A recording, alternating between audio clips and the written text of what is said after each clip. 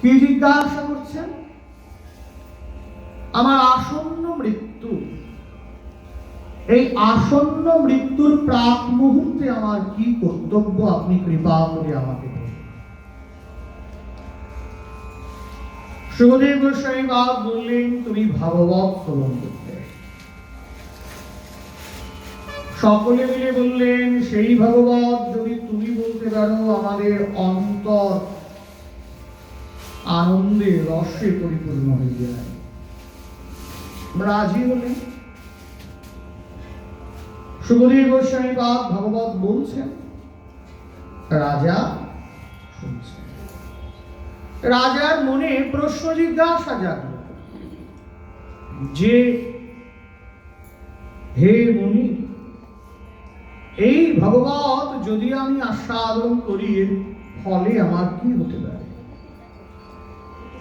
একে একে রাজাকে সুখদেব গোস্বামী বাদ সেই প্রশ্নের উত্তর দিচ্ছেন। শৃণ্যতাং সকথা কৃষ্ণ পুণ্য শ্রবণ কীর্তন হৃদ অন্তস্থ জগদ্রাণি বিধুরোতি সহিত শতা বিদ্যতে হৃদয়ং গ্রন্থি ছিন্দন্তে সর্ব সংশয়া শিয়ন্তে তস্য কর্মাণি দৃষ্ট এবাত্মনীশ্বরে নষ্টপ্রায়েষু ভদ্রেষু নিত্যং ভগবত সেবয়া ভাগবতম উত্তম শ্লোকে ভগতির ভবতি নষ্টিতি।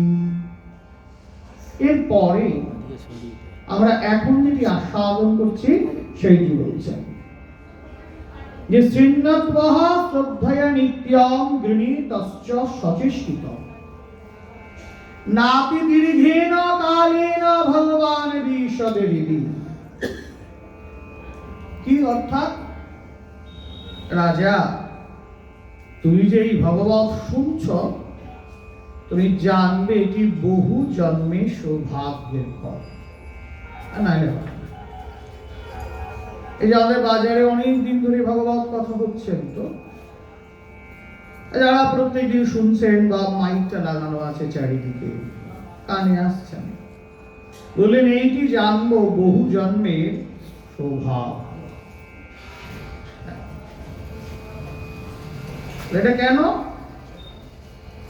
বলছেন? যদি তুমি শ্রদ্ধা সহকারে ভগবত শুনতে ইচ্ছা করো, শ্রদ্ধা শৃণ্যত্বহ শ্রদ্ধয়া নিত্যম, প্রতিদিন যদি তুমি শ্রদ্ধা সহকারে ভগবত শুনবার চেষ্টা করো, বলে শ্রদ্ধা তো আমার একদিনই আসে না। শ্রদ্ধা তো আজ বললাম কাল চলে এলো, এমনটা হয় না। বললেন, প্রফুল্ল কমল বিমল বদন সাধুদের সংস্পর্শে শ্রদ্ধা মুহূর্ত কালের মধ্যে জন্মে যায়। ক্ষণকালের মধ্যে শ্রদ্ধা জন্ম লাভ করে, সাধুদের সঙ্গ লাভ। কি করে বুঝবো যে আমার শ্রদ্ধা এসছে? যখন এই ভগবানের কথাকে তুমি সম্মান জানাবে, তুমি সুদৃঢ় বিশ্বাস করতে শুরু করবে, তুমি জানবে হরিকথা কর্ণকুহর দিয়ে তোমার হৃদয়ের বিশ্রাম। জানতে পারবো, বলে হ্যাঁ, যখন তোমার মনটা ছটফট করবে, আমি অনেক দিন হরিকথা শুনি নাই, হ্যাঁ, আমি অনেক দিন ভগবানের কথা সাধন করি নাই। আর তুমি মেয়ের বাড়ি বেড়াতে গেছো, 10 দিন আছো, একদিনও কোনো জায়গায় হরি কথা হয় না। তোমার মনটা চাইবে, ধূর, এবারে যোগে জাগে বাড়ি যেতে পারলে আর আসবো না, আসবো ভাই একদিন থেকে চলে যাবো। কেন না? তোমার কথার প্রতি অত্যন্ত টান। এই যে কথার প্রতি অত্যন্ত টান, এর দ্বারাই বিশ্লেষণে বোঝা যায় তোমার হৃদয়ে হরিকথা বিরাজিত। ধরো কারোর বাড়িতে শ্রীবিগ্রহ আছে, সেই শ্রীবিগ্রহ সেই ব্যক্তির গৃহে আনন্দে আছেন, সে বুঝবে কি করে? বললেন, যখন কোন সাধু বা ভক্তগণ তার গৃহে এসে ভগবত স্বরূপকে দর্শন করে যখন বলবেন যে বাহ কি সুন্দর গো, তুই জানবে তোমার শচীনন্দন গৌর হরি, তোমার প্রেমময়ী রাধারানী, তোমার গোবিন্দ সুখে আছে, সুখে আছে। সবাইকে প্রসাদ দেওয়া হয়েছে, সব প্রসাদ পাচ্ছে। কি অপূর্ব হয়েছে রে, তুই জানবে তোমার প্রেম মাধুর্য স্বরূপ শ্রী গোবিন্দ আনন্দ সহকারে সেবা করেছেন। ভক্ত বদন দিয়ে গোবিন্দের কৃপার স্ফুরণ ঘটে। তাই বলছেন এই শ্রদ্ধা ধীরে ধীরে ধীরে ধীরে চলে আসে, আর সাধু সঙ্গ বেশি করলে সেই সঙ্গের প্রভাবেই শ্রদ্ধা এসে জন্ম লাভ করে। শ্রদ্ধা শব্দে বিশ্বাস করে, সুদৃঢ় নিশ্চয় কৃষ্ণে ভক্তি হইলে সর্বকর্ম কৃত। সুদৃঢ়তার সঙ্গে বিশ্বাস, আমি বিশ্বাস করি এই হনুমান এত লাভ দিতে পারে, শাস্ত্র বলেছেন পারে। শাস্ত্র যখন বলছেন পারে, তখন আমি বিশ্বাস করব যে হ্যাঁ পারে। শাস্ত্র যা বলছেন আমি সর্বান্তকরণে সেটাকে বিশ্বাস করি। এটি হচ্ছে শ্রদ্ধা। এই শ্রদ্ধা যদি থাকে কারো হৃদয়ে, শ্রদ্ধাবাণা লভাতে জ্ঞানম, শ্রদ্ধাবান জ্ঞান লাভ করে। দেখো অনেক ঐতিহাসিকগণ আছেন, অনেকে গবেষণা করছেন মহাপ্রভুর অন্তর্ধান রহস্যকে নিয়ে। তারা যে কি বলছেন আমরা ভাগবত আসরে আর সেটা বলতে চাই না, আমাদের ভক্তদের মনে অত্যন্ত কষ্ট লেগে যায়। বলছেন তো তারা মহাপ্রভুকে সাধারণ মানুষ বলেই জানেন। তারা আমার আপনার থেকে মহাপ্রভু সম্পর্কে কয়েকশো গুণ বেশি জানেন, 2-1 গুণ নয়।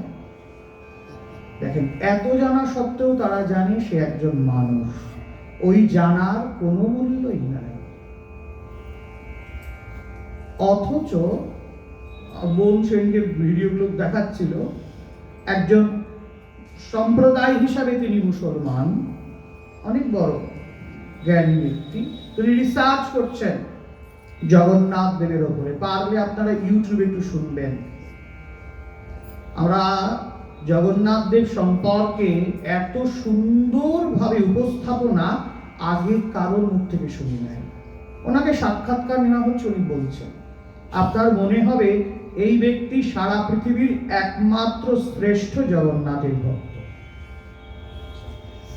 আপনি চুল পরিমাণ কিঞ্চিত মাত্র কোনো অবহেলা এবং অশাস্ত্রীয় অভক্ত সম্বন্ধীয় কথা পাবেন না। অথচ উনিও রিসার্চ করছেন জগন্নাথ দেব সম্বন্ধে।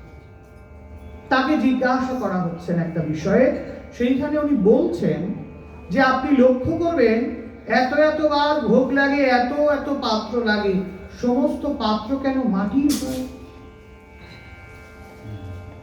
সেবাইতে সেই সময়তে বা রাজা প্রতাপ রুদ্র বা তার আগেকার যারা রাজা আছেন, তাদের এত অর্থ ছিল, তারা সোনার পাত্র রূপার পাত্র তৈরি করতে পারতেন, কিন্তু মাটির পাত্রে কেন ভোগ লাগে? উনি উত্তর দিচ্ছেন যে জগন্নাথ দেব যারা সাধারণ খেটে খাওয়া মেহনতি মানুষ, তৃণমূল স্তর, একদম মাটির সঙ্গে মিশে যাওয়া, সেই স্থানের যারা মানুষ, এবং সকলের জন্য তো তাই তারা যেমন মাটির পাত্রে খাওয়া দাওয়া করে, বা আমরা বলি না যে সমাজের বেশিরভাগ অংশ মাটির সঙ্গে মিশে আছে, তাই জগন্নাথ দেব মনে মনে ভাবলেন আমি তো জগতের না, তহু জগতারানা দীন দয়াময় তোহারি বিষয় আশা। তাই প্রভু জগন্নাথ দেব ভাবলেন আমি যদি মৃৎ পাত্র ছাড়া সোনার পাত্রে রূপার পাত্রে সেবা নিই, সবাই জানবে জগন্নাথ বড় লোকের সবার নয়, তাই না? আর যদি মাটির হাঁড়িটা হয়, বলে সাধারণ একটা গৃহস্থ কুমারও হাঁড়িটা তৈরি করে ভাববে যে এই হাঁড়িটাই করে জগন্নাথের সেবা দ্রব্য যাবে। আমি আশা রাখি এই সেবা দ্রব্যে জগন্নাথ দৃষ্টিপাত মাটির সঙ্গে মিশে আছে, নয় না যে মাটির গন্ধ পাওয়া যায়। জগন্নাথ দেব সেই জন্যে এই মৃত পাত্রে তিনি সেবা করেন, যে আমি তোমাদের সকলে রবীন্দ্রনাথ লিখছেন এক জায়গায়, প্রিয়রে দেবতা করি দেবতারে প্রিয়। তোমার প্রিয়তম যদি দেবতা না হতে পারেন, তোমার ইষ্টদেব যদি তোমার প্রিয়জন না হতে পারেন, তবে সেই প্রীতির বিকাশ কোনো দিন ঘটবে না। অন্তরে তুমি আছো চিরদিন, ওগো অন্তর জানি, বাহিরে বৃথায় যত খুঁজি তাই পায় না তোমারে আমি, ওগো অন্তর জানি। তাই শ্রদ্ধাবান লভতে জ্ঞানম, কত শ্রদ্ধাও না। উনিও তো রিসার্চ করছেন, এরাও করছেন চৈতন্যদেবের উপরে, কত পার্থক্য বলতো। সেই দুর্যোধনের কথায় আসা যায়, কতবার কৃষ্ণকে নিমন্ত্রণ করে খাওয়ালেন, সাধুরা আসলো বটে, কিন্তু এত কিছু করা সত্ত্বেও দুর্যোধনের হৃদয়ে প্রকাশ পেল না যে কৃষ্ণ ভগবান, একটা প্রণাম গ্রহণ করেন। কেন? অন্তঃকরণে প্রীতি ছিল না, শ্রদ্ধাটা ছিল না। তাই সাধুদেরকে দেখেছেন, কিন্তু অন্তর থেকে সেই শ্রদ্ধা জাগে নাই। তাই সাধু কৃপা তার মস্তকে এসে পৌঁছায় নাই। তাই শ্রী গোবিন্দকে বারংবার দেখলেও গোবিন্দ চরণে প্রণামটুকু তার করতে ইচ্ছায় জাগে না। তাই বলছেন যে দেখো রাজা, শ্রীণ্যত্বহা শ্রদ্ধায়া নিত্যম। রাজা বললেন, হে মুনি সত্যম, আমার এই কটা দিন আয়ু আছে, আমি কি করে শ্রদ্ধা জাগরণ করব? সুখদেব গোস্বামী বাদ বললেন, শ্রদ্ধা সম্পূর্ণ না আসুক, তুমি চেষ্টাটা করতে থাকবে। বলে ভাগবত শুনতে ভালো লাগছে না, ঠিক আছে তুমি 10 মিনিট শুনবে, চলে যাবে। হ্যাঁ যাও, আবার পরের দিন আসো, ওদিন 11 মিনিট শুনবে। বলে করতে করতে দেখবে সবাই চলে গেলেও ভাবে বিভোর হয়ে তুমি সেই আসরে একা বসে আছো, তোমার হৃদয় মন্দিরে গোবিন্দ গোপীনাথ বিরাজ। এটি হচ্ছে ভগবত আস্বাদনের ফল। আশাটা নিয়ে রাখতে হয়, আশায় বাঁচে চাষা। রামকৃষ্ণদেবের কথা অমৃততে আছে না, যে এক জায়গায় এক জমিদার যখন জানলেন যে, বা বণিক সম্প্রদায়ের একজন, যে চাষে প্রচুর লাভ হয়, তিনি পরপর 2-3 বছরে প্রায় 200-400 বিঘে জমি কিনে ফেললেন। তো হঠাৎ করে এক বছর খুব খরা। সেই ব্যক্তি মনে মনে ভাবলেন, আমি অর্ধেক জমি বেচে দিই, ফালতু রেখে লাভ কি, বেচে দিয়েছেন। কাকতালীয় ভাবে তার পরের বছরও আরেক সেই একই খরা, বাকি জমিটা পুরোটাই বেচে দিলেন। তো যারা সাধারণ চাষি আছেন তাদেরকে উনি জিজ্ঞাসা করছেন, সে কৃষকদেরকে, যে আরে দেখ, আমার 300-400 বিঘে জমি সব বেচে দিলাম, তোরা ফালতু এই খরার মধ্যে জমি রেখেছিস কেন রে বাবা, বেচে দে। তারা বলেন, না জমিদার বাবু। কেন? বলে, জমি থাকলে বৃষ্টি একদিন হবেই, যদি সামনের বছরে বৃষ্টি না হয় তাহলে পরের বছরে হবে, যদি পরের বছরে না হয় তাহলে 10 বছর পরে হলেও বৃষ্টি একবার হবে। এই আশা সত্যি, তার পরের বছর এত পরিমাণে বৃষ্টি হয়েছে, ওই 2-3 বছরের খরাতে তাদের যে ক্ষতি হয়েছিল তার অনেক গুণ লাভ হয়ে যায়। ঠাকুর বলছেন যে দেখ, ভগবত ভজন করতে গেলে ওই চাষার মতো জমিটাকে ফেলে রাখতে হয়, যে নিশ্চয়ই একদিন, যেমন চাষি ভেবেছিল যে বৃষ্টি হবে, তুই একদিন ভাববি নিশ্চয়ই একদিন আমার সাধু গুরু বৈষ্ণবের কৃপা হবে, আমি প্রেমময়ী শ্রীমতী রাধারানী শ্যামসুন্দরের দর্শন। তাহলে এই আশাটায় যদি ছেদ পড়ে, তবে ভজনের স্পৃহাটা কমে যাবে, ভজনটা দাঁড়াবে না, স্পৃহাটা থেমে যায়। তাই গৃণীতশ্চ সচেষ্টিতম, তুমি চেষ্টা করো, আমাকে চেষ্টা করতে হবে। শিশুদেরকে আমরা হাঁটি হাঁটি করে শেখাই না, আজকে এক পায়ে হেঁটেছে, পড়ে গেছে, তবু তো হেঁটেছে। পরের দিন আরো 2-4 পা হেঁটেছে, পড়ে গেছে, তবুও তো হেঁটেছে। সাধক করে যাবে, ভজন করছে, ঘুম পাচ্ছে, সংসারে অশান্তি হচ্ছে, আবার চলো। কাটাহিড়ি ক্ষান্ত কেন কমল তুলিতে, দুঃখ বিনা সুখ লাভ হয় কি মহিতে। চলো। মহাপ্রভু আমাদের শিখিয়েছেন না, রঘুনাথ দাস গোস্বামীবাদকে উপলক্ষ করে অন্তরে নিষ্ঠা রাখো, বাহ্যে লোক ব্যবহার। অন্তরে নিষ্ঠা রাখবে, বাইরে লোক ব্যবহারটা ভালো রাখবে। তুমি সাধু, তোমার এত জ্ঞান মনে হবে না। ভগবান মহাপ্রভু পরিষ্কার বলেছেন, বাহ্যে লোক ব্যবহার। তোমাকে দেখে মানুষ যেন ভাবে ও তো আমাদেরই একজন, ঠিকই তো আছে, নইলে হবে না। আমরা সবাই রাজা, আমাদের এই রাজার রাজত্ব, নইলে মোরা রাজার সাথে মিলব কি সত্যে। আমি আমার শ্রী গুরুদেবকে দেখেছি চটি পেটে পাকা রাস্তার মাঝখানে বসে থাকতে, আমি নিজে দেখেছি। আবার এমন স্টেজ দেখেছি কয়েক লক্ষ টাকা তৈরি দেখেছি। আগে গামছা পরে থাকতে দেখেছি, 100 টাকা ধুতি পরতে সেদিনকেও দেখেছি।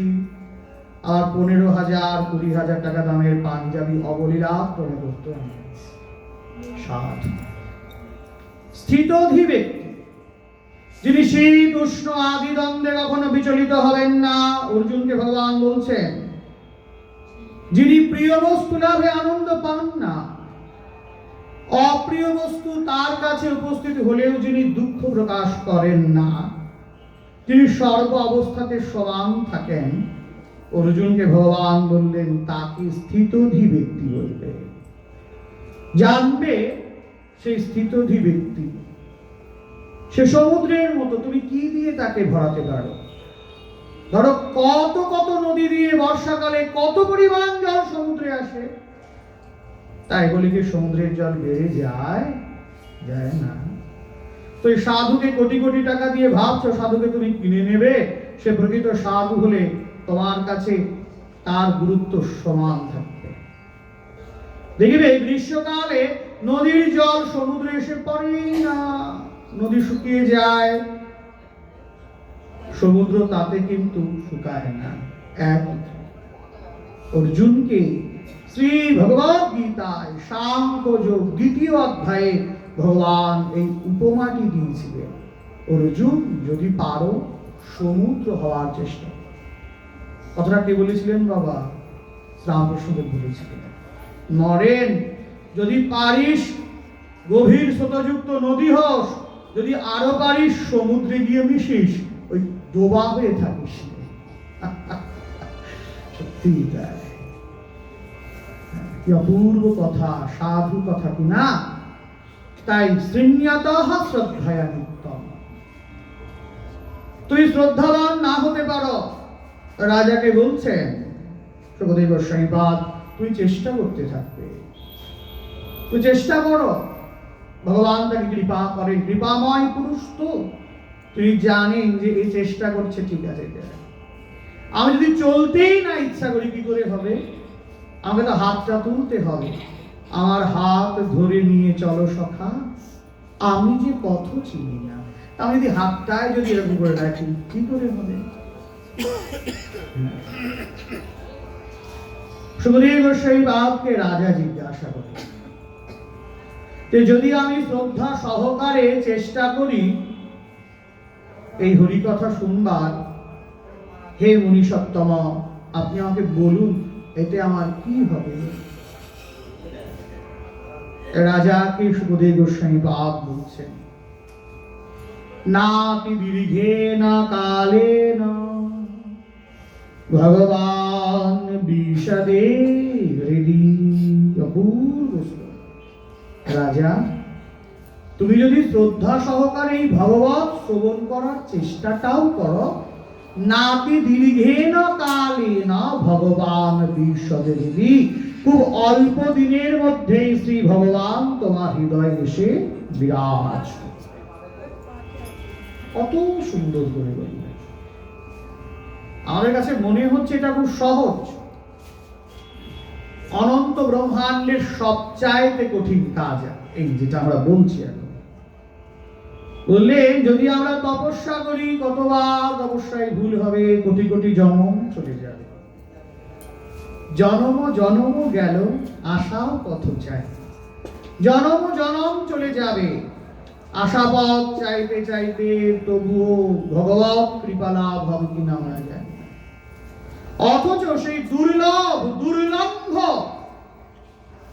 সেই পথ অতি সহজেই আমরা পাড়ি দিতে পারি সাধু মুখে হরিকথা সাধনে। তাই বলছেন যে নাতি দীর্ঘে না কালে না ভগবান বিষদে হৃদি, আমার হৃদয়ে সে ভগবান বিরাজ করবে। কি করলে? বলে আমি অকৃতি অধম বলে মরে কিছু কম তো দাম, যা দিয়েছ তার অযোগ্য ভাবিয়া এড়েও তো কিছু না। মনে পড়ে না ভরতের চরিত্র? ভরত যখন হরিণ চিন্তা করতে করতে মারা গেলেন, কালাঞ্জর পর্বতে হরিণ হয়ে জন্ম লাভ করলেন। তো ধীরে ধীরে যখন সন্ধ্যা হয়ে আসছে, ভরত তখন মনে ভয় পাচ্ছে যে আজকে আমি হরিণ হয়েছি, আমাকে কে বাঁচাবে? এতদিন আমি হরিণকে ভাবতাম যে আমি মারা গেলে আমার হরিণটাকে কে বাঁচাবে, আজকে আমি হরিণ হয়ে জন্মেছি, আমাকে কে বাঁচাবে? ধীরে ধীরে প্রায় সন্ধ্যা হয়ে আসে। প্রাণের বাঁচার তাগিদে ভরত চারিদিকে তাকাতে থাকে যে কোথায় গেলে একটু বাঁচতে পারি। বহু দূরে একটা কুটির দেখতে পেয়েছেন। সেই কুটিরের মধ্যে তিনি প্রবেশ করলেন। হরিণ দৈবক্রমে সেই কুটির ছিল ঋষি পুলস্ত্যের আশ্রম। তো সেইখানে সন্ধ্যাবেলায় গিয়ে পৌঁছেছেন। তো সাধুরা সবাই গোল করে বসে আছেন। হরিণটি চোখের জল ফেলছে। আজ যদি সুকৃতি হতো আমার যদি মনুষ্য জীবন ধারণ করতাম, আমি সাধুদের চরণ স্পর্শ করতে পারতাম, আমি ভগবানের কথা শুনতে পারতাম, বলতে পারতাম, কীর্তন করতে পারতাম। কিন্তু আমার তো পশু জীবন, আমার তো মনুষ্য জীবন নয়। যখন এইভাবে তিনি দুঃখ প্রকাশ করছেন মনে মনে, হঠাৎ করে তার মনে পড়ে গেল, হারে আমি নিজেকে কেন দোষারোপ করছি? গোবিন্দ কত করুণাময়। হ্যাঁ, পশু জন্ম আমাকে দিয়েছে ঠিকই, আমার দুটি হাত নাই, হরি বলবার মতো বদন নাই, কিন্তু হরি শুনবার মতো দুটি কান তো আছে। যে এইটা মনের মধ্যে আসলেন, হরিণরূপী ভরত কানটা পেতে দিলেন। সাধু মুখ থেকে অমৃত পীযূষ হরি কথা সাধন করতে লাগলেন। এর পুণ্য প্রভাবে পরবর্তী জীবনে তিনি জড় ভরত রূপে জন্ম লাভ করেছেন। তাই বললেন নাতি দীর্ঘে না কালে না ভগবান বিষদে হৃদি।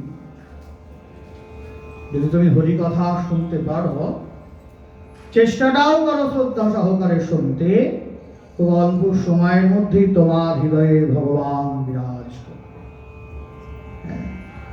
করলে কি হবে? প্রবিष्ट्या कर्णरन्ध्रेण स्वानं भाव सररोहं धुनते समलं कृष्णः सलिलस्य यथा शरत्। বললেন শরৎকালে যেমন জলের আবিলতাটা দূর হয়ে যায়, মানে নোংরাগুলি থিতিয়ে পড়ে, তো বর্ষাকালে কি হয়? চারিদিকে ধোঁয়ানি জল আসে না, কেমন ঘোলাটে হয়ে থাকে, কাদা মিশে থাকে। তো শরৎকাল যখন আসে তখন ধীরে ধীরে ধীরে ধীরে নোংরাগুলো নিচে পড়তে থাকে, জলটা পরিষ্কার হয়ে যায়। তাই বলছে ঠিক সেই রকম ভগবানের লীলা যারা শ্রবণ করবেন, সেই শ্রবণ করতে করতে তাদের হৃদয়ে যখন সেই কথা প্রবেশ করবে, বলে ওই শরৎকালের জলের নোংরাগুলি যেমন নিচে থিতিয়ে পড়ে পরিষ্কার হয়ে যায়, ওই আমাদের জীবনে মনের যত কামনা বাসনা আছে সব দূরীভূত হয়ে গিয়ে অন্তর পরিষ্কার স্বচ্ছ শরীর সেই জলের মতো পরিষ্কার হয়ে যায়। তাই হরিকথা শ্রবণ করতে হয়। আমরা কি করি?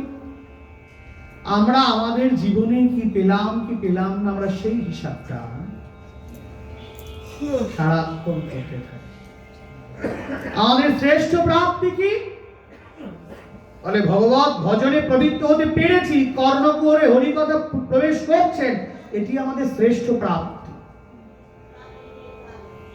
চরমতম অপ্রাপ্তি কি? এই মনুষ্য জীবন পেয়েও কোনোদিনও হানিতায় হা গৌর বলতে পারে।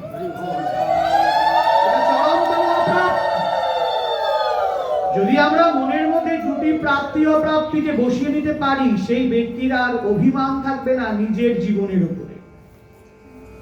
আমরা কীর্তন গাই না, অক্রোধ পরমানন্দ নিত্যানন্দ রায়, অভিমান শূন্য নিতাই নগরে বেড়ায়। এই অভিমানটা থাকে না। হ্যাঁ, কি পাই কি জমা করি, কি দেবে কে দেবে, দিন মিছে কেটে যায় এই ভেবে ভেবে। কি অপূর্ব কথা না? কি পেলাম কি জমা করলাম, কে কি দেবে, দিনটা মিছে কেটে যায় এই ভেবে ভেবে। চলে তো যেতেই হবে, কি দিয়ে যাব, বিদায় নেবার আগে এই কথা ভাবো। কার কথা? রবীন্দ্রনাথ ঠাকুরের। এমনি এমনি নোবেলটা দেওয়া হয় না। ভাবতে পারেন কত বড় দার্শনিক কথা আমাদেরকে বাঁচিয়ে দিয়ে যাচ্ছে। আমাদের প্রফেসর বলেছিলেন যে রবীন্দ্রনাথ পড়েছে, সে জীবনে কখনো আত্মহত্যা করতে পারে না, সে বেঁচে যাবে। সত্যিই তাই। কি সুন্দর বলছেন। আরে ভাই, চলে তো যেতেই হবে, কি দিয়ে যাব, বিদায় বেলার আগে এই কথা ভাব। তুই সারা জীবন ভেবে গেলে অমুকে আমাকে এই দিল না, অমুকের কাছ থেকে অনেক প্রাপ্তি ছিল, সংসার আমাকে এত কিছু দেওয়ার ছিল, কিছু দেয় নাই, কি পেলাম কি জমা করলাম। তোমার তো এই ভাবতে ভাবতে সময় চলে যাচ্ছে, তুমি তো একবারও ভাবলে না এই জগৎ সংসারে আমি কি দিয়ে গেলাম।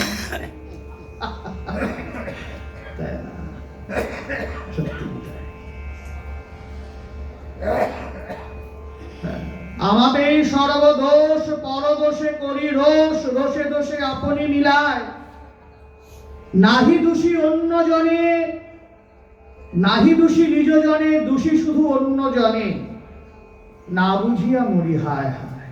প্রেমানন্দ ঠাকুর তিনি মনশিক্ষা গ্রন্থে বলেছেন। কি অপূর্ব কথা যে আমি নিজেকে দোষারোপ করতে পারি না, অঙ্ক এটা করে অঙ্কটা করে। পরদোষে নাহি রোষ, এটা তো হওয়া উচিত ছিল। আর নিজ দোষে রবে রোষ, কিন্তু তা হয় না। আমরা আমাদের নিজের দোষটাকে ভুলে যাই। আমরা এই করতে করতে আমাদের সময়টা চলে যায়। খুব সুন্দর সুন্দর কথা আছে। আয়ুর্হরতি বৈ পুংসাম উদ্যানস্তঞ্চ যন্নস্যৌ তস্যতে যক্ষণো নীত উত্তমঃ শ্লোক বর্তয়াহঃ। সূর্যদেব প্রতিদিন উদিত হন, অস্ত হয়ে মানবগণের হরিকথা বিহীন বৃথা আয়ু হরণ করছেন। কেবল উত্তম শ্লোক শ্রীহরির কথায় যার কাল যাপিত হয়, তার আয়ু হরণ ভগবান করেন না। তাহলে যারা হরি কথা শোনে তারা মরবে না? বলে হ্যাঁ মরবে।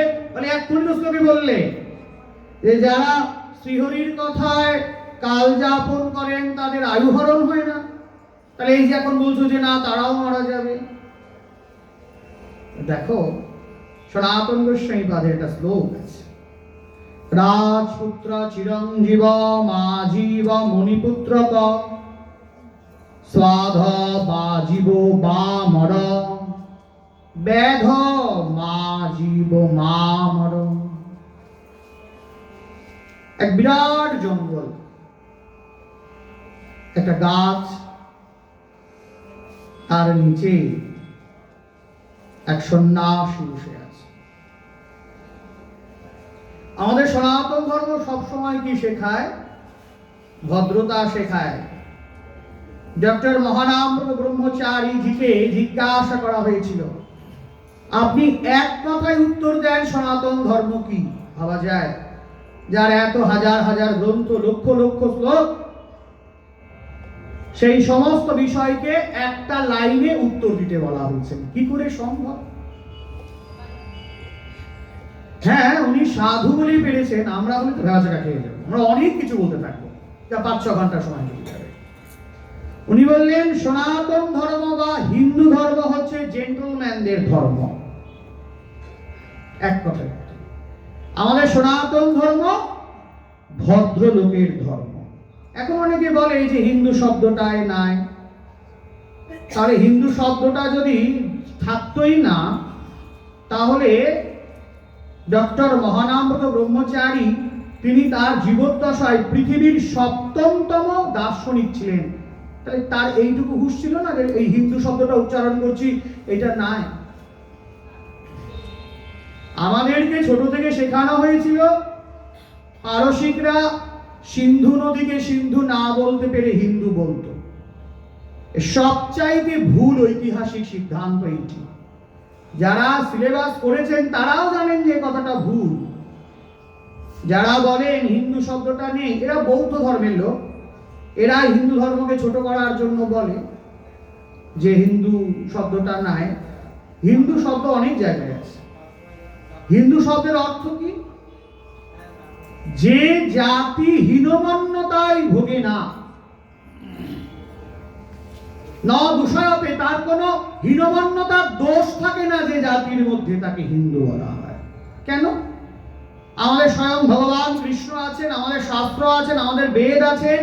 আমরা জানি আমরা বারবার জড়চক্রে আসবো না, আমরা ভগবত উপাসনা করে নিত্য করে বৃন্দাবন শ্রী গোবিন্দের চরণারবিন্দে পৌঁছবো। তাই আমরা হীনমন্যতায় ভুগি না। তাই আমাদের নাম হচ্ছে হিন্দু। সনাতন, বৈদিক, যা খুশি আপনি বলতে পারেন। কে বিশ্বাস করলো আর কে করলো না, ও নিয়ে আমাদের কোনো আসে যায় না। তাই মহানামপ্রভু ব্রহ্মচারীজি বলেছিলেন, এটি আমাদের জেন্টলম্যানদের ধর্ম, ভদ্রলোকের ধর্ম। তাই সেই গভীর জঙ্গলে একজন সন্ন্যাসী বসে আছেন। এক রাজার ছেলে তার বন্ধুদেরকে নিয়ে ওই জঙ্গল দিয়ে যাচ্ছেন। হঠাৎ করে তাকিয়ে দেখছেন একজন সন্ন্যাসী, বেশ জটাজুটোধারী সন্ন্যাসী বসে আছেন। রাজার ছেলে গিয়ে প্রণাম করলেন। সন্ন্যাসী তাকালেন, দেখলেন একজন রাজার ছেলে এসে তাকে প্রণাম করছে। সন্ন্যাসী কর্তব্য কি? আশীর্বাদ করা। আশীর্বাদ করলেন, রাজপুত্র চিরঞ্জীব, হে রাজা তুমি চিরকাল জীবিত থাকো। আরে খুশি। আমরা বলি না, হাত দেখে আগে আপনি বলেন তোমার আয়ুটা কত আছে। তুমি 80 বছর উপরে বেঁচে যাবে। ওরে বাপ রে, তাহলে আমাদের টেনশন নাই। যত হাই প্রেশার, যত সুগার টুগার থাকুক, আমরা পনির ইত্যাদি, চাটনি, পায়েস, পরমান্ন সব কিছু, তার টেনশন নেই। 80 বছর বাঁচবো অনেক, তাই না? আর খুশি হয়ে যায়। আয়ু সবাই বাঁচতে চায়, তাই না? না না না যাবো না, মনও যেতে নাহি চায়। এই সুন্দর পৃথিবী ছেড়ে মনও যেতে নাহি চায়। রাজার ছেলেকে যে বলেছেন সন্ন্যাসী যে তুমি অনেক বছর বাঁচবে, রাজপুত্র চিরঞ্জীব, খুব খুশি হয়ে গেছেন। রাজার ছেলে আনন্দ সহকারে মৃগয়ায় চলে গেলেন, যে যাই হোক পশু শিকার করতে করতে গেলে আমাদের আর কোনো ভয় নাই। সন্ন্যাসী বলে দিয়েছে, আশীর্বাদ করে দিয়েছে। ঠিক কিছুক্ষণ পরে এক মুনি সন্তান কাঠ ভাঙতে এসেছেন ওই জঙ্গলে। সামনে দেখছেন যে সেই সন্ন্যাসী রয়েছে, তো কাঠ রেখে প্রণাম করছে। যেই প্রণাম করেছেন তখন আশীর্বাদ করছে। কি বলে আশীর্বাদ করছে?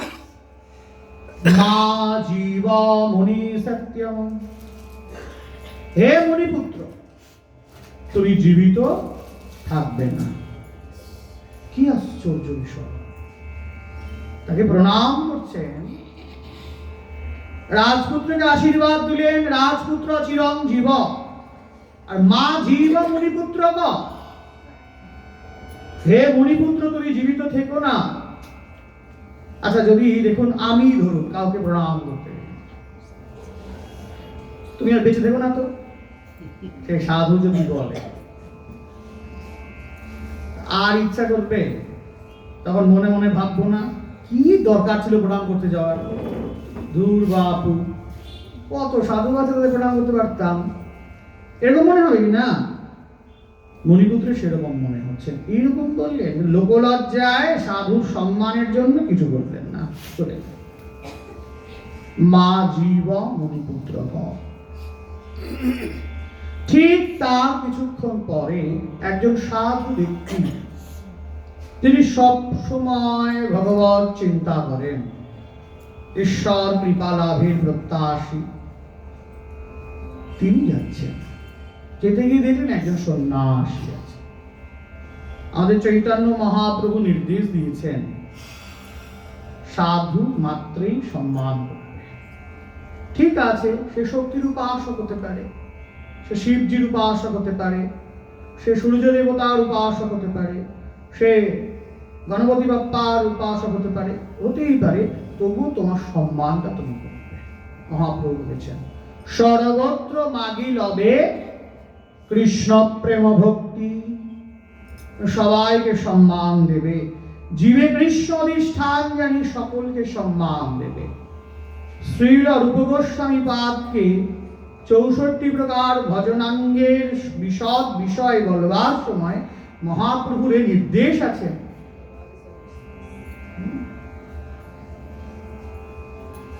সাধু যাচ্ছেন, সন্ন্যাসীকে দেখে প্রণাম, সন্ন্যাসী আশীর্বাদ করছে। কি বলছেন? সাধ বা জীব বা মর, হে সাধু, তুমি জীবিতও থাকো, তুমি মরেও যাও। সাধু হাসতে হাসতে চলে গেল, কোনো গুরুত্বই নাই, না প্রণাম করেছিল, কি আশীর্বাদ দিল। এইবার সেই স্থান থেকে একজন ব্যাধ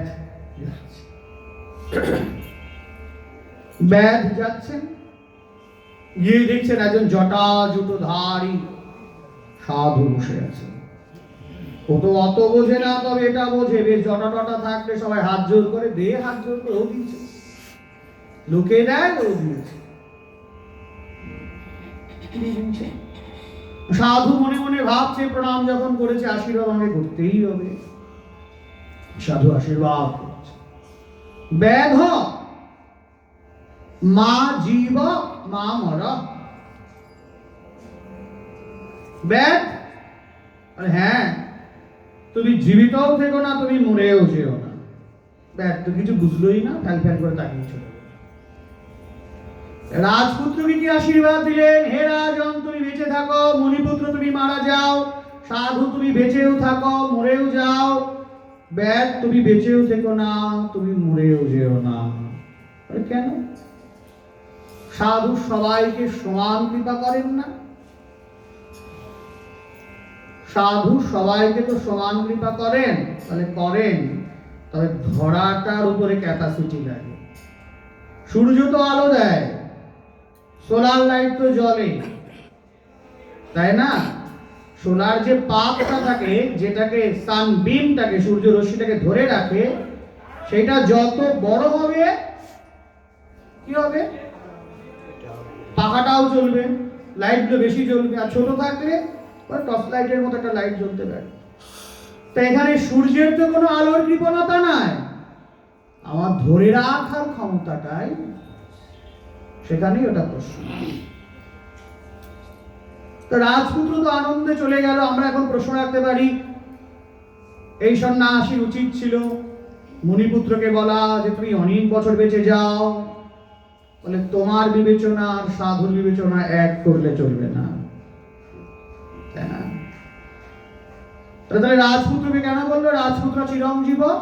বলে শোনো, রাজপুত্র যে পরিমাণে পশু হিংসা করে তার পরবর্তী জীবনের জন্য কিছুই পড়ে নাই। সে নরকাঞ্চ গচ্ছতি, সে নরকে চলে যাবে। কিন্তু যেহেতু সে নরকেই যাবে, তাই সন্ন্যাসী মনে মনে ভাবলেন যে তুই সারা জীবন নরকে যাবি, ঠিক আছে বাবা, তুই আর কদিন তুই বেঁচে থাক, ভালো মন্দ খেয়ে যা। কিন্তু ও কি বুঝলো যে আমাকে দারুণ কৃপা করেছে। আসলে কি তাই? রাজপুত্র চিরঞ্জীব, হে রাজন চিরকাল জীবিত থাকো। রাজপুত্রের এ জীবনে আছে, পর জীবনে কিছু নাই। মা জীব মুনিপুত্রক, মুনিপুত্রকে মরে যেতে বললেন, তাদের অনেক কষ্ট, ওই ফল খেয়ে জীবন ধারণ করে, তাই না? প্রচুর প্রচুর কষ্ট। মুনিপুত্রের এ জীবনে নাই, ওই জীবনে আছে। সেই জন্য মা জীব মুনিপুত্রক, তুমি দেহ রাখলে তুমি ভালো জায়গায় যেতে পারবে। আর সাধুকে কি বলছে? সাধু বা জীব বা মর। সাধু বলে হ্যাঁ, তুমি তো সবসময় হরি ভজনে প্রবৃত্ত আছো। মানে তা আপনাদের আশীর্বাদে আছি। বলে তোমাকে আমি আর কি আশীর্বাদ দিতে পারি? তুই যতদিন বেঁচে থাকবে তুমি গৌর গোবিন্দ চরণারবিন্দ লাভ করতে চলেছ, তার নাম কথা কীর্তন করছো। যখন দেহ রাখবে সেই গোবিন্দেরই কথা পরবর্তীকালে আস্বাদন করবে, বলবে। তোমার এই জীবনেও যা, পর জীবনেও তাই। তোমার ধরবারও কিছু নাই, ছাড়বারও কিছু নাই। এই হচ্ছে সাধু। তিতিক্ষব কারুণিক সুহৃদ সর্বদেহিনা অজাত সত্রব্য, যিনি নিত্য অনিত্য কাল সম্পর্কে জানেন, বিবেক চতুর, সারা, যার বিবেকটা চাতুর্যতায় পরিপূর্ণ, যিনি জানবেন যে কি করলে পাপে পঙ্কিলতায় ডুবতে হয়, কি করলে পরমেশ্বর ভগবানের চরণারবিন্দ লাভ করা যায়, জগতের কোনটি সার বস্তু কোনটি অসার বস্তু, এই সম্পর্কে যার জ্ঞান আছে, তিনি হচ্ছেন সাধু। কি অপূর্ব কথা! তাই সাধু, আমি তোমায় কি আশীর্বাদ করি বলো? তুই বেঁচে আছো, তুমি मैं तो গোবিন্দ জি গুণ গান, তুই গোবিন্দের গান গাইছো। তুই যখন দেহ রাখবে, এ দেহ অন্তিম কালে ভাসাবো শ্রী যমুনার জলে, জয় রাধে শ্রী রাধে বলে ভাসবে। তাহলে বেঁচে থাকাকালীন আমি হরিকথা সাধন করছি, সাধু হরিকথা সাধন করছেন, ভগবানের নাম গুণকীর্তন করছেন। যখন দেহ রাখবেন তখন তিনি সেই গোবিন্দের চরণেই যাবেন, সেখানে গিয়ে ওই একই কথা সাধন করবেন, তার নতুন কিছু নাই। আর ব্যাধ তোমাকে আর কি বলবো, এই যে বেঁচে আছো, কতদিন খেতে পাও না তা ঠিক নাই। এই জীবনেও তোমার দুঃখ, আর যে পরিমাণে তুমি প্রাণী হিংসা করো ওই জীবনেও দুঃখ। তা তোমায় আমি আর কি বলি? সাধুর দুই জীবনেই আছে, ব্যাধের কোন জীবনেই নাই। তাই ব্যাধ মা জীব মা মর। হে ব্যাধ, তুমি জীবিতও থেকো না, তুমি মরেও যেও না, কারণ তোমার আর কিছু করবার নাই। তোমার আর কিছু করবার নাই, তোমাকে আমি আর কি বলতে পারি? এই যে ব্যাধ। তাই ভগবান এখানে কি বোঝাচ্ছেন, শ্লোক কি বলছেন? যে যদি কেউ সাধু ব্যক্তি, সে সর্ব অবস্থাতেই সুখিনা ভবন্তু, সর্ব অবস্থাতেই ভগবত কৃপা লাভে প্রত্যাশী থাকেন। তাহলে এই ইচ্ছাই তাকে ভগবত চরণারবিন্দে নিয়ে যায় এবং বিবিধ দুষ্কর্ম থেকে তাকে বিরত রাখে।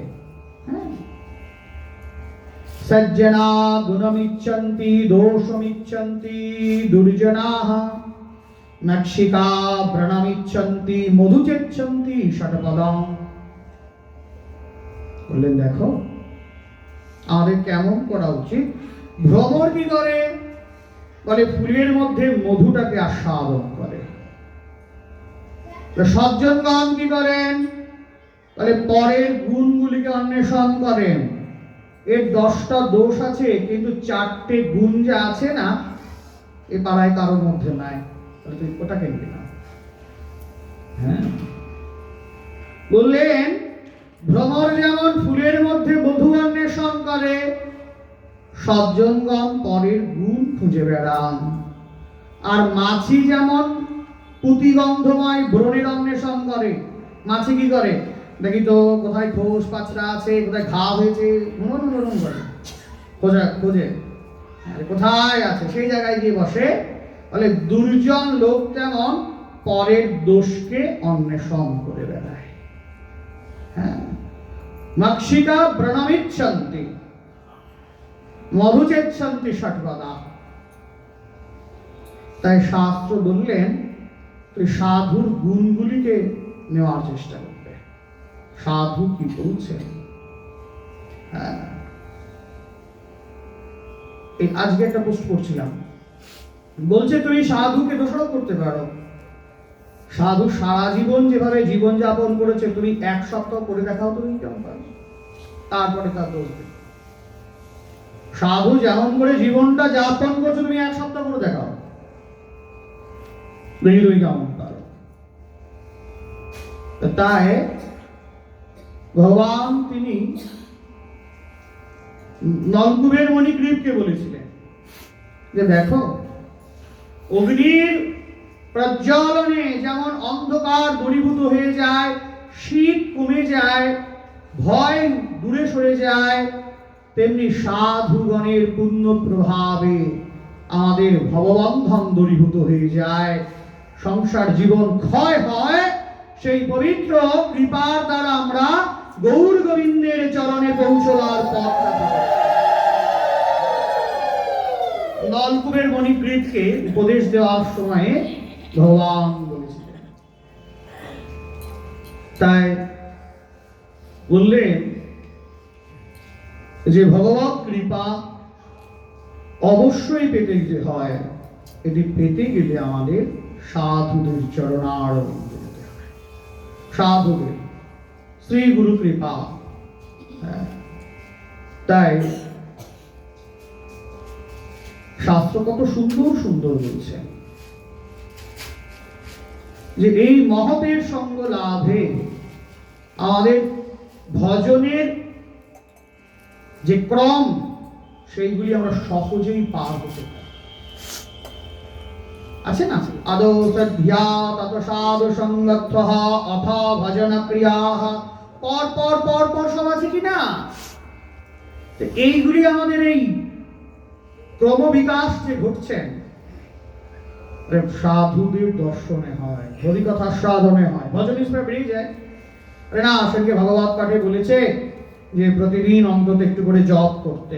সেই গুরুদেবের কাছ থেকে কবে মন্ত্র নিয়ে এসেছি না, জপটা করি, জপটা করা শুরু করলাম না, পরে আরো কিছুদিন পাঠ শুনছি, মনে হচ্ছে এবারে অন্তত তুলসীর মালাটা পড়া উচিত।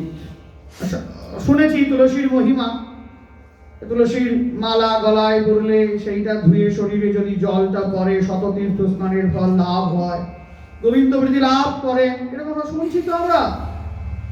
আমার তো বিশ্বাস চলে এসছে শাস্ত্র বাক্যে। একদিন বলে ফেললাম, তারপরে একদিন শুনলাম যে তিলকটা করতে হয়। আজ শুনছি, কাল শুনছি, পরশু শুনছি, আস্তে আস্তে আস্তে আস্তে বাইরে লজ্জা করে বাড়িতে প্র্যাকটিস করছি। করতে করতে পাশে বাড়ি একজন দেখে ফেলে, আরে তিলক করেছিস, দেখে যখন ফেলি থাক, ওর সামনে লজ্জা নেয়। ওর সামনে বলতে বলতে আর একজনের সামনে বসে পড়লাম। তাহলে ও যখন দেখে ফেললো, 4-5 জন দেখে ফেললে, লোকে বলা বলি হয়ে গেলে তার থেকে প্রতিদিন করতে দেয়। কি করে হচ্ছে? তুই যে সঙ্গ করছ, সৎসঙ্গ মঞ্চ লাভতে কিঞ্চিত প্রকার শুদ্ধ সাধু সঙ্গ করলে তার পুণ্য করুণায় কৃপায় জীব ভববন্ধন ছিন্ন হয়, গোবিন্দ কৃপা লাভ।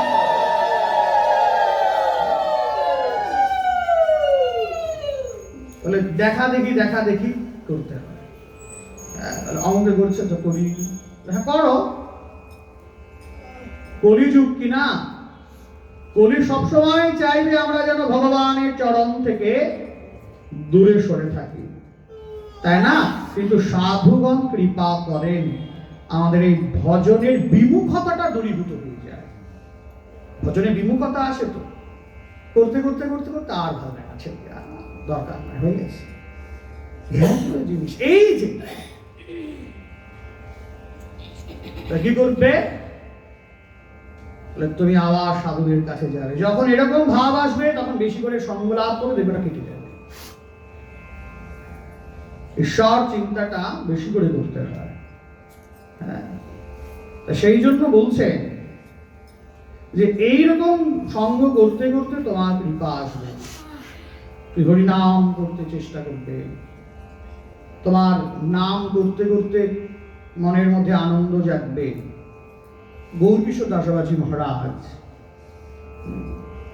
তিনি বলেছিলেন যে দেখ, যখন নাম করবি এখন বড় করে লিখে রাখবি, হরে কৃষ্ণ কৃষ্ণ কৃষ্ণ হরে হরে, হরে রাম রাম রাম হরে হরে। ওইদিকে তাকাবি, ওইদিকে তাকিয়ে তাকিয়ে জপ করবি ওই নাম অক্ষরের দিকে। আজকে তাকাবি, কাল তাকাবি, পরশুদিন দেবী ওখানে নাম নাই, শ্রীমতী রাধারানী আর প্রেম শ্রী গোবিন্দ তিনি অপূর্ব রূপে বিরাজ। সাধুর কথা কখনো মিথ্যা হয় না, বলেছেন। গোটা করে নাম লিখে রাখবি, বলে জপে মন বসে না, বলে তোর বাপেরও বসে যাবে। সরাসরি তাকাবি সেই দিকে, হরিনাম করবি, বলে দেখতে দেখতে দেখবি নয়ন বাড়ি বর্ষিত হচ্ছে, গুরু কৃপা হবে, দেখবি শচীনন্দন গৌর হরি তোর দিকে তাকিয়ে আছে। নাম ব্রহ্ম, তাই না? নামের এত করুণা, নামের এত কৃপা, তাই মহাপ্রভু নামের উপরে বিশেষ জোর দিয়ে গেছে, বিশেষ জোর। বলে ভগবানের কথায় সম্যক বিশ্বাস রাখবে, মনে রাখবে ভগবানের কোনো দোষ থাকতে পারে না। সারা পৃথিবীতে মানুষের কটা দোষ থাকে? বলে যত ভাগে ভাগ করো না কেন 18টা থাকে। হ্যাঁ, ভগবান এই 18টা দোষ বর্জিত। কি কি? মোহ, তন্দ্রা, ভ্রম, রক্ষরসতা, উল্লম্ব, কাম, লোলতা, মদ, মাৎসর্য, হিংসা, খেদ, পরিশ্রম, অসত্য, ক্রোধ, আকাঙ্ক্ষা, আশঙ্কা, বিশ্ববিভ্রম, বৈষম্য ও পরাপেক্ষা। এতগুলো দোষ বর্জিত, সব দোষ বর্জিত। প্রেমময় পুরুষ তো। হ্যাঁ, তাই মহাপ্রভু আমাদের এটি শিখিয়েছেন, যখন মনুষ্য জীবন পেয়েছি তখন আমাদের নিষ্ঠা সহকারে হরিনাম করতে হয়, হরি কথা বলতে হয়। নিষ্ঠা থাকলে কি হয়? প্রেমের উপজয়, প্রেম লাভ করলে। বলে এই প্রেম পেতে গেলে কি হতে পারে? আরে হরিনাম করবে, হরি কথা সাধন করবে, দেখবে ধীরে ধীরে তোমার মনের পরিবর্তন ঘটবে।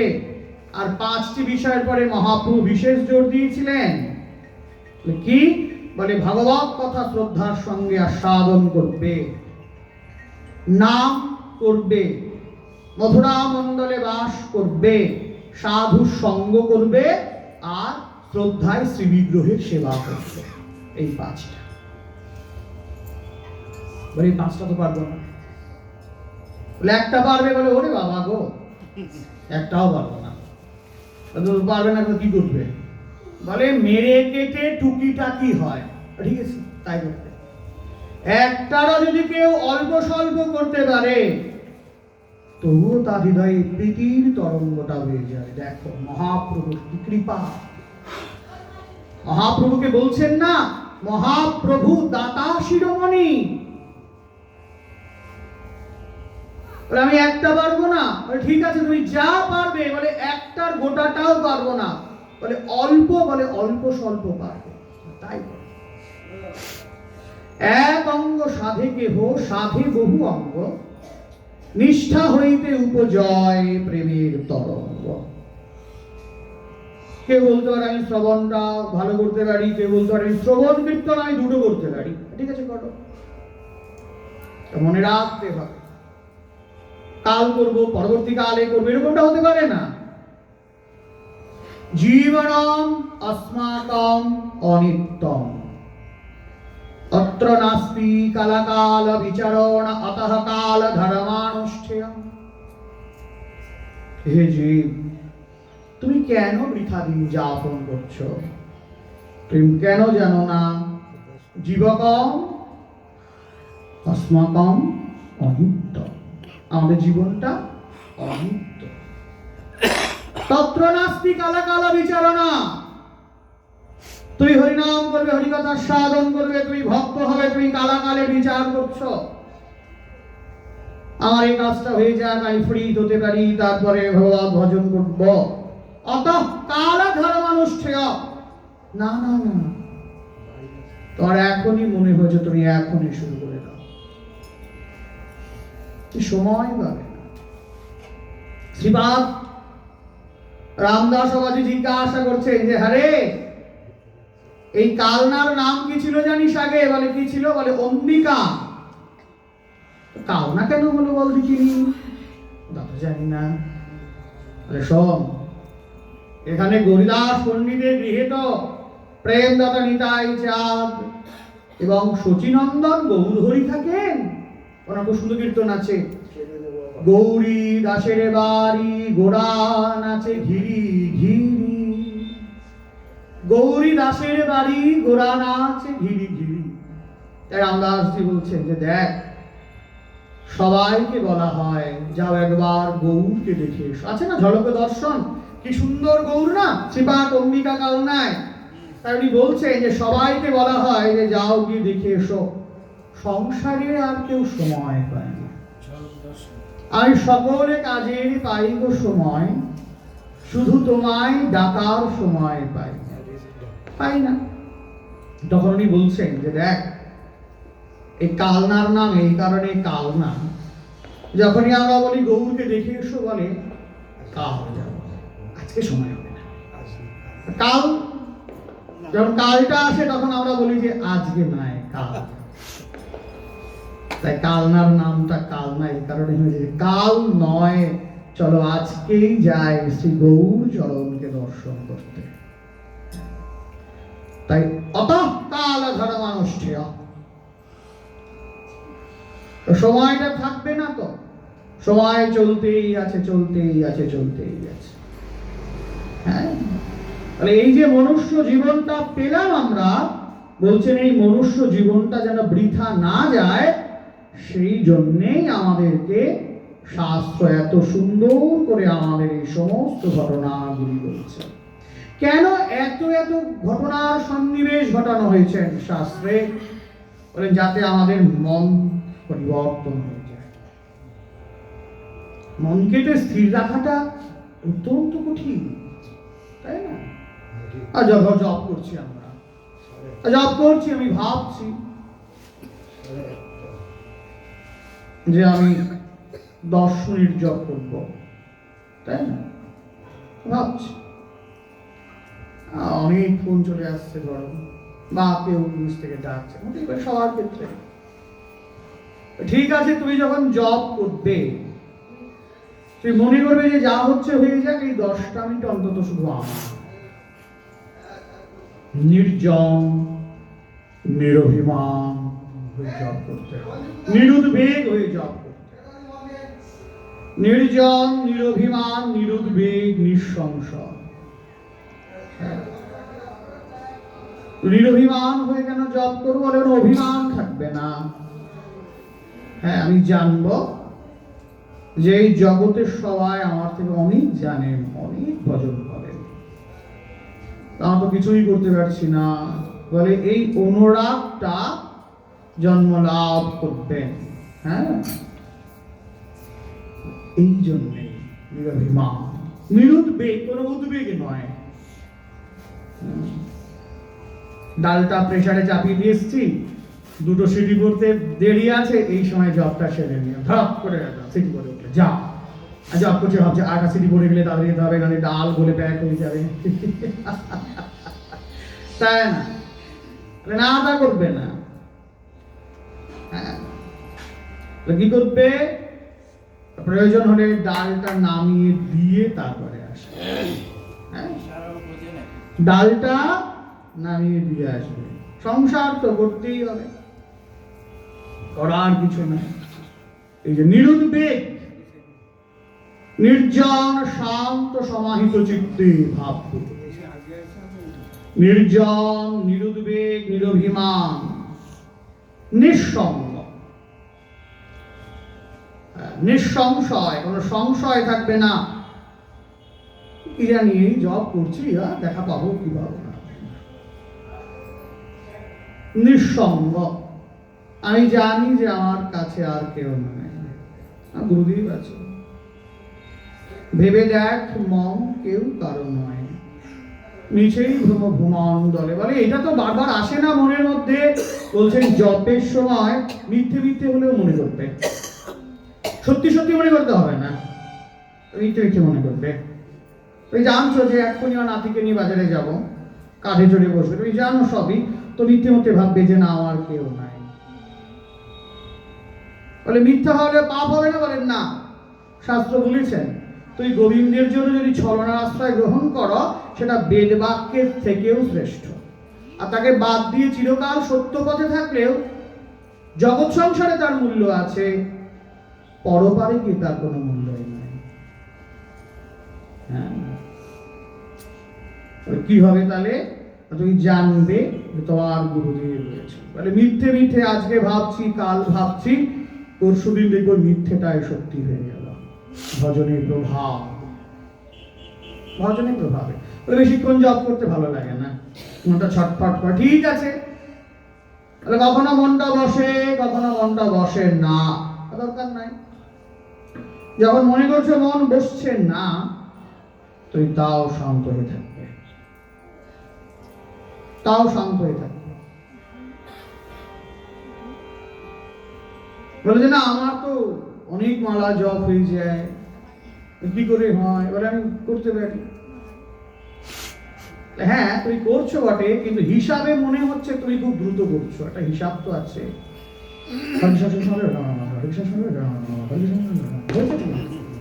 তাই না? এটা অনেক কিছু আছে না।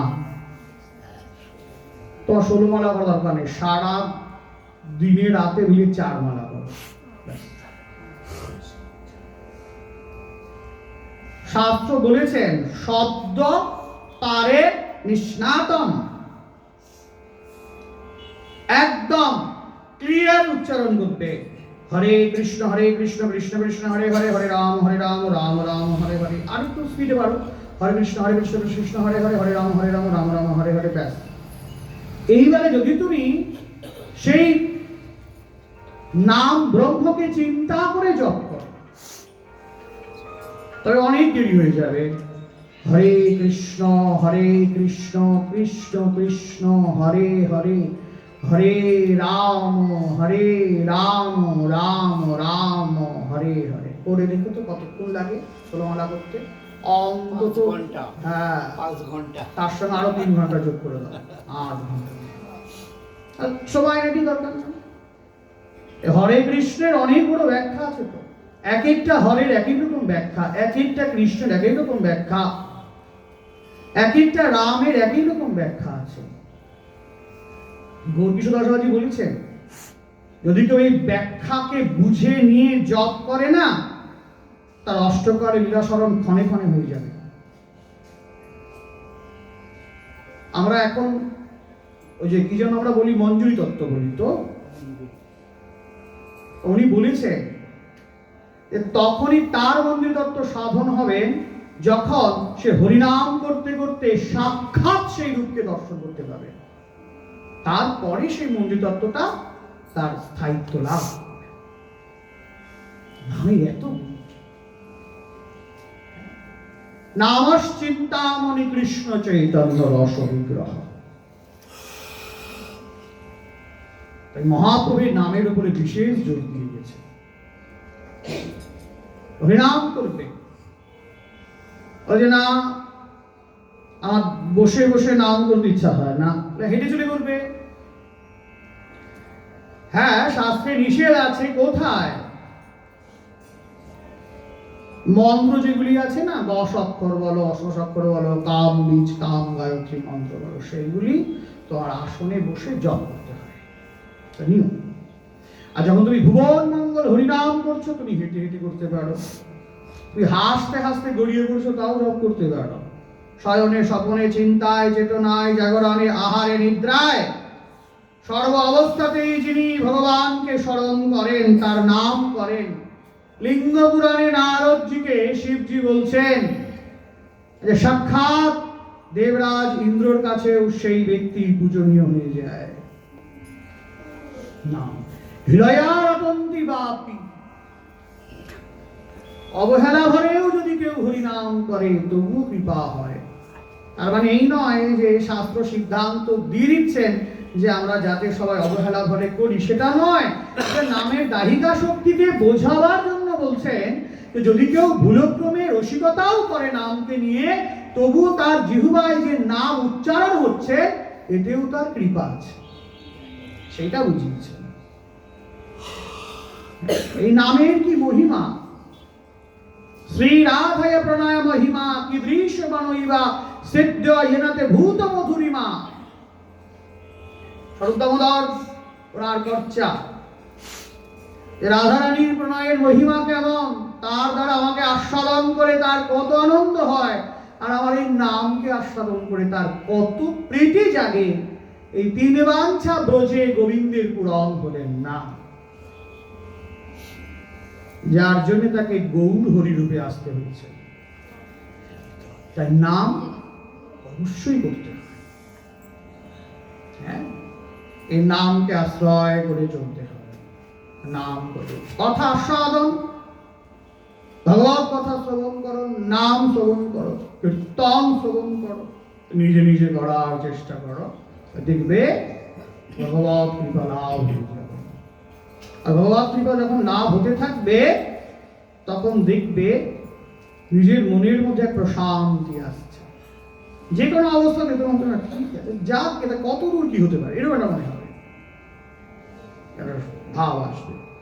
তখন তো তোমার তো গাইডলাইন তুমি জেনেই গেছো যে গোবিন্দ, আমি তোমার জন্য এসেছি, তোমার নাম গুণ কীর্তন করতে পারছি কিনা এটাই আমার কাছে বিশেষ বিষয়, আর যা কিছু আছে পরের বিষয়। একটা হিসাব বোধ আমাদের মনের মধ্যে চলে আসে।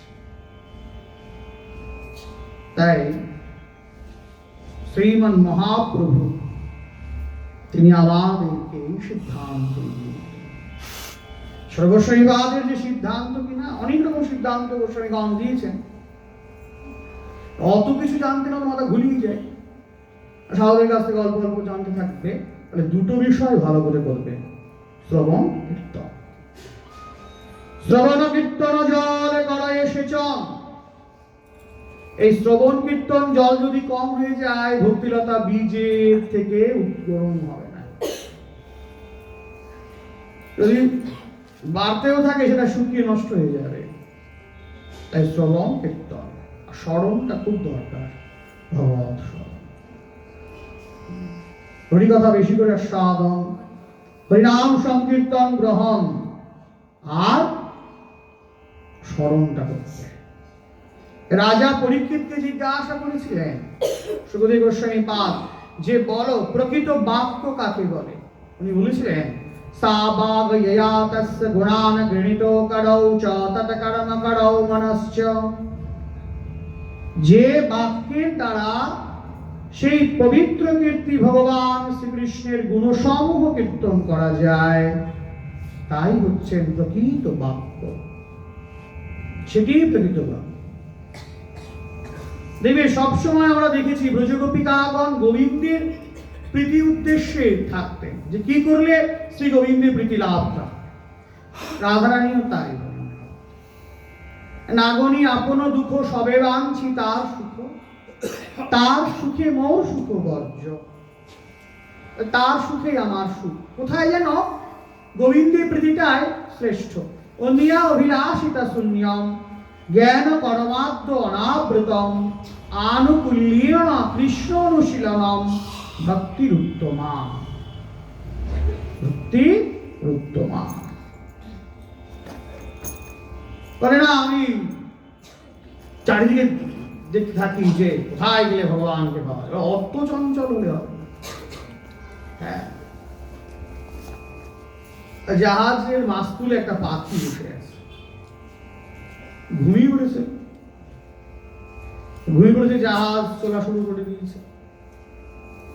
ঘুমের মধ্যে কিছু মনে হয় না, আমার খুব হয় যদি আমি কখনো ঘুমাই, রাত্রেবেলা হয়তো ঘুমিয়ে পড়েছি, যদি কেউ ফোন করে অনেক রাতে, আমি কথা বলছি ঘুমের মধ্যে, কিন্তু কিচ্ছু মনে নাই। এরপরে সকালে দেখলো কার ফোন এটা, আমি তোকে কি বলছিলাম ফোনে, আর দেখ আমি না ঘুমিয়ে পড়েছিলাম, তাই কথা বলবো 10 মিনিট 20 মিনিট 30 মিনিট কথা বলবো, হয়তো 2-3টে কথা মনে আছে, আর তার কি মনে নেই। এটা ঘুমিয়ে পড়ে কি বলছে মনে থাকছে না। পরে আবার জিজ্ঞেস করি, আচ্ছা আমি কি বলেছিলাম, বলে পাখি ঘুমিয়ে পড়েছে। জাহাজ ছেড়ে দিয়েছে, জাহাজ অনেকটা চলে গেছে। হঠাৎ করে পাখিটার ঘুম ভেঙে গেছে। যেই পাখির ঘুম ভেঙেছে, পাখি দিয়েছে, আরে চারিদিকে তো জল আর জল, চারিদিকে জল, এখন যাবো কি করে? পাখি মনে মনে ভাবছে। পাখি উড়ছে পূর্ব দিকে, কিনারা যাতে পাওয়া যায়। পাখি উঠছে, উঠতে উঠতে উঠতে উঠতে অনেক রাস্তা তো চলে এসছে, কিনারা পেল না। পাখি আবার মাছ তুলে গিয়ে বসে,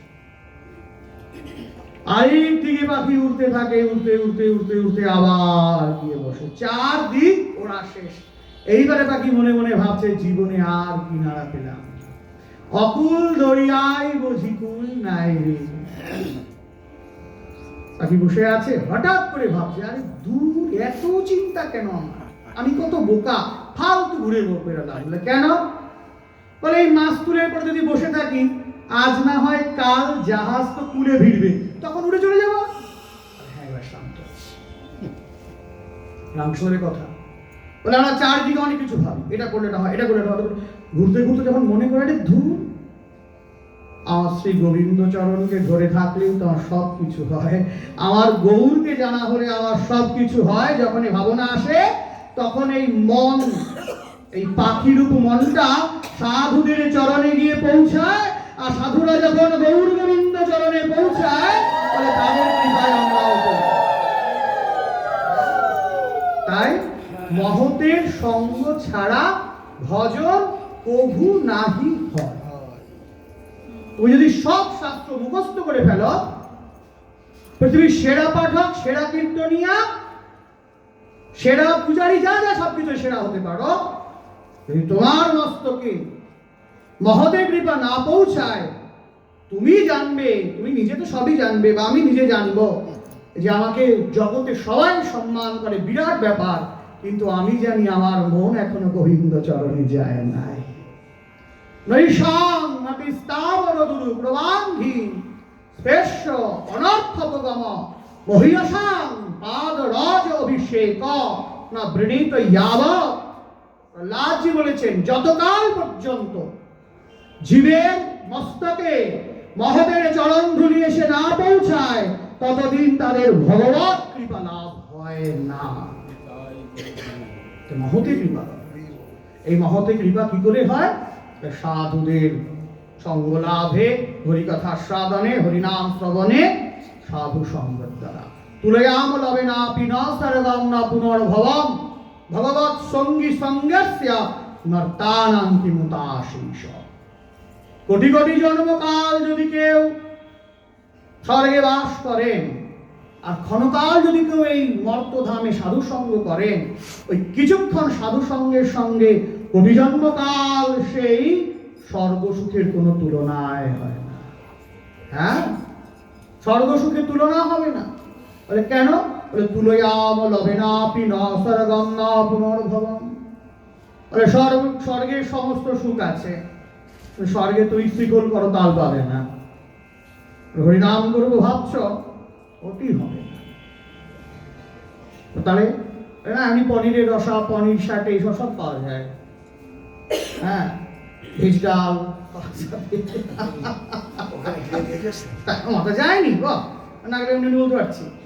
হ্যাঁ, পকোড়া পাওয়া যায়, সব পাওয়া যায়। তুই ভাবলে একটু তাহলে হরিনাম করো তো, বলে ফোন করতাম কি হয়, দেবরাজ ইন্দ্র বলে তোমাকে আমি এমনি গান শুনিয়ে দিচ্ছি, আমি নাচ দেখিয়ে দিচ্ছি, বলে না দরকার নাই, দু চারটে সাধুকে ডাকো, বলে সাধুরা ওখানে থাকে না। কেন? বলে ঐশ্বর্যের জায়গা, ওখানে সব হয়, কিন্তু রাস রাসেশ্বর শ্রী গোবিন্দ অনন্ত প্রেমের আধার শ্রীমতী রাধা রানীর নামটা ওখানে যোগ করতে পারে না। ওখানে সব আছে, ওখানে সাধুদের সঙ্গ নাই, ওখানে অমল বিমল হরিকথা নাই।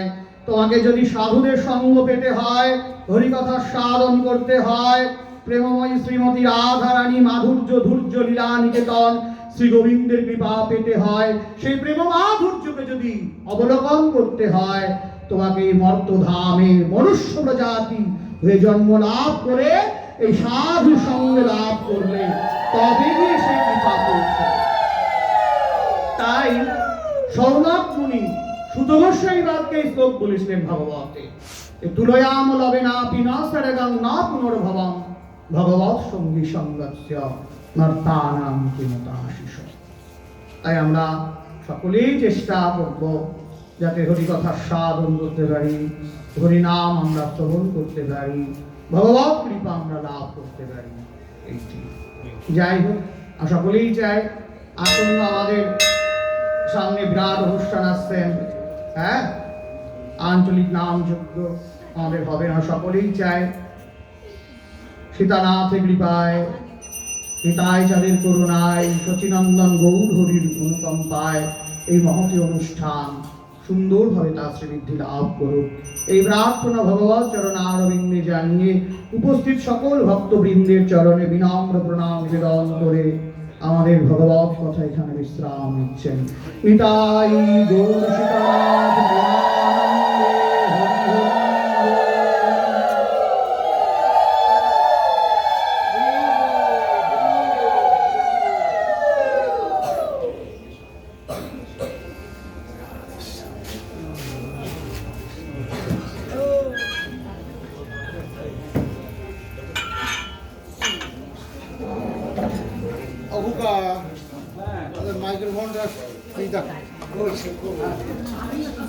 গেল কোথায়?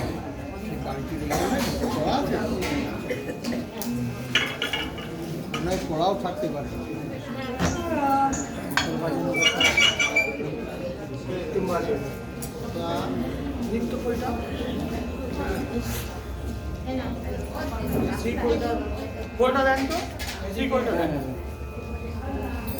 জয় শ্রী রাধে।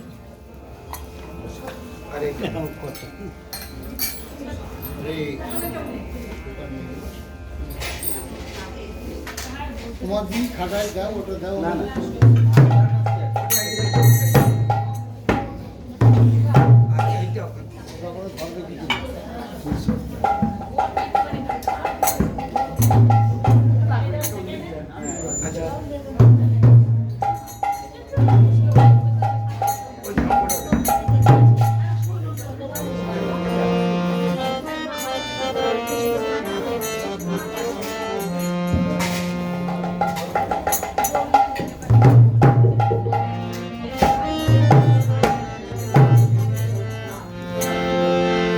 জয় জয় রাধে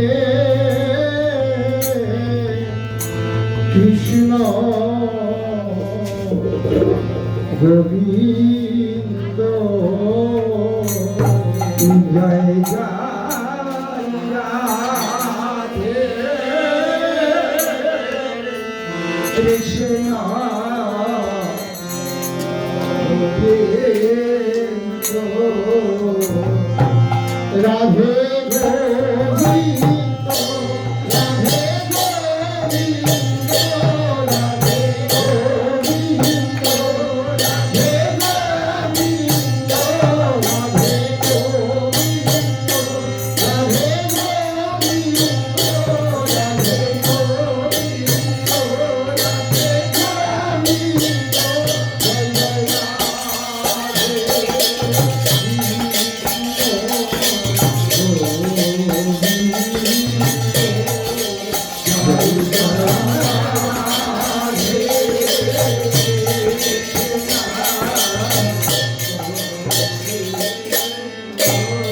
জয় জয় জয় জয় শ্যাম সুন্দর মদ মহ বৃন্দাবন চন্দ্র জয় জয় জয় সুন্দর মদ বৃন্দাবন চন্দ্র জয় জয় রাধারমণ রাসবিহারী শিব কুলানন্দ জয় জয় রাধারমণ রাধিরে শিব কুলানন্দ জয় জয় রাধা কান্ত রাধা শিব রাধা সুদর্শন জয় জয় রাধা কান্ত রাধা জয় জয় রাধেশ্বরী ভানু জয় জয় রাধেশ্বরী